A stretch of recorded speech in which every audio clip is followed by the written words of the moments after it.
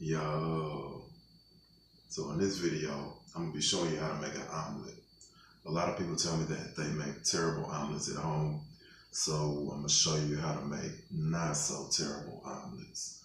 I've already prepared all of my ingredients, and so what you're basically gonna be needing is some shredded cheese, some diced onions. I got some green onions that I cut on a bias. I'm gonna use those at the end for garnish. Got some jalapeno peppers that I diced up, some red bell pepper, and some chicken breast. What I did with the chicken breast is I cut it up really small, and then I also cooked it ahead of time. So when you cook it ahead of time, it just makes it all easier for you to get it into the omelet without overcooking, burning, anything like that. So you want to cook it ahead of time and get it set into the side so that when you're ready to make your omelet, you can toss it in with everything else and you don't have to worry about raw chicken being in your omelet. I also got butter that I have cut into about half a tablespoon servings. I'm gonna use about a half a tablespoon for each omelet that I make. And then I have my eggs. Now, what I do with my eggs is I beat them really, really good. The way you get smooth and creamy eggs is not by adding cream or sour cream or anything like that. You just want to beat them really good to where there are no lumps. How do you know there are no lumps? When you pull it up like this, you see a complete stream of eggs coming down. There's no clumps, no big drops or anything like that. So you just want to beat them. It takes about 1 to 2 minutes. You want to beat them really good.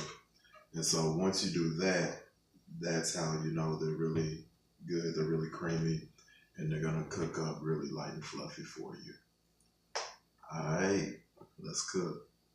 All right, so once your pan warms up, go ahead and add your butter, half a tablespoon, get it good and melted. And while that's going, you go ahead and start adding your ingredients. A little bit of chicken, a little bit of red peppers, a little bit of jalapeno peppers, and some onions.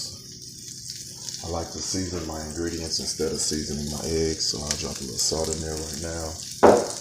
Literally like half a teaspoon. You don't need a lot because a 2-egg omelet isn't that big. So once you get everything going, go ahead and mix it up real good. You're gonna start to smell those vegetables.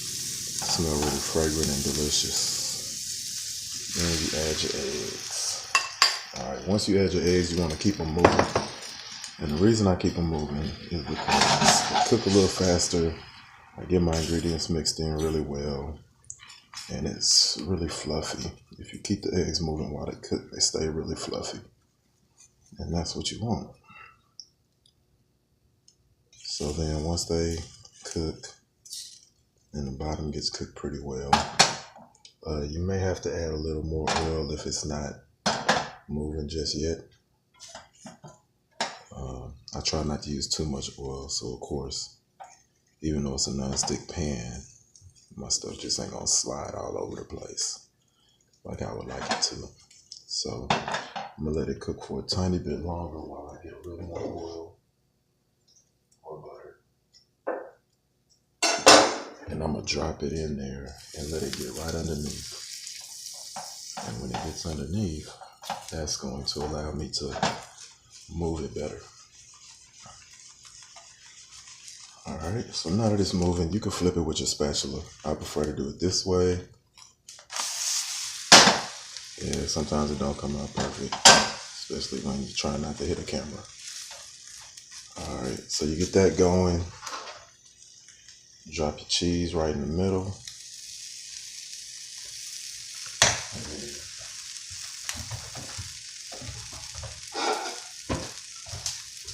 Turn off your fire, grab your plate, come right out, and just flip it right over. There we go. Now the omelet got this brown part because I didn't flip it well enough, and so it kind of overcooked right there. You kind of want it to still be pretty yellow. Some small brown is pretty good because it adds extra flavor. But there you go. How to make an omelet. Thank you for watching.